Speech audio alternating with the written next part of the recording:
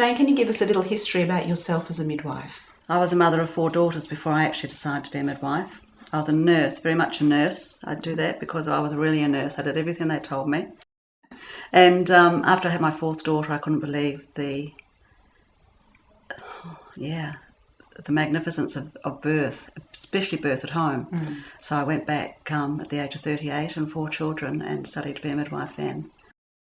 I've had an amazing passion in the normal and natural. When my family moved to Ireland, we packed up all the kids. My husband was Irish, moved to Ireland to live.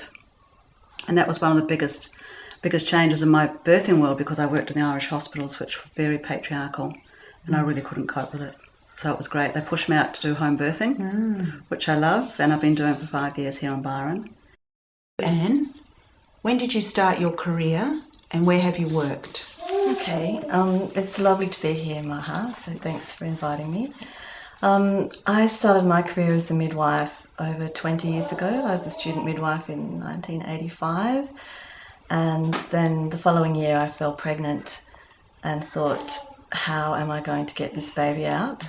And for me, that's really where I think my journey and my career started, because I felt I really needed to look elsewhere, and I searched out women who knew about natural birth and had given birth naturally and seemed to have a different understanding of the birth process.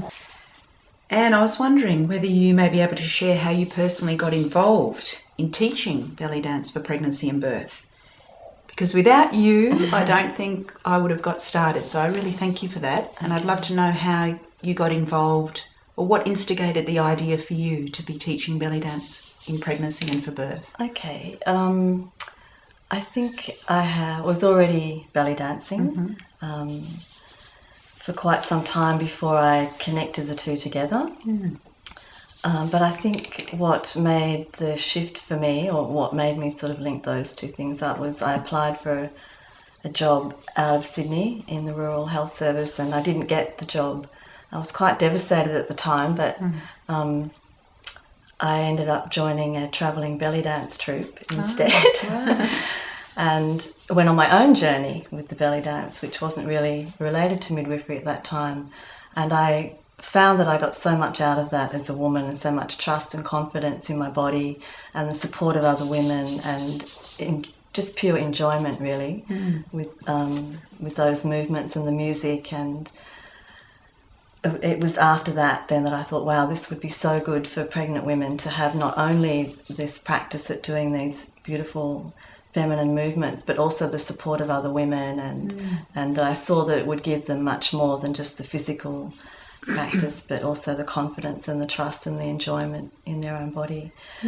So Jane, what was your first impression when you heard that belly dance was beneficial as a prenatal exercise? Never heard of it till I met you. It was like, oh, this is different. Ooh, let's join in. I don't know. When I arrived in Byron, I've learnt a lot of stuff since I arrived in Byron. And one of them was learning about the belly dance from you, coming to the classes. And, you know, I helped run the pregnancy group there, so I was watching you teach. And what you were doing, I just realised, was you were opening up an instinctual part that women already had.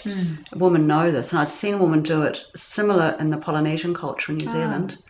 But different. It was similar but different. They would go into that same a movement and swaying, and it was just, you were tapping into women's instincts, reminding them of how to move, and that's what I loved. And then watching you do it when you birth was even more beautiful, because you just did it in that first stage of labour. It was just beautiful to watch how you moved.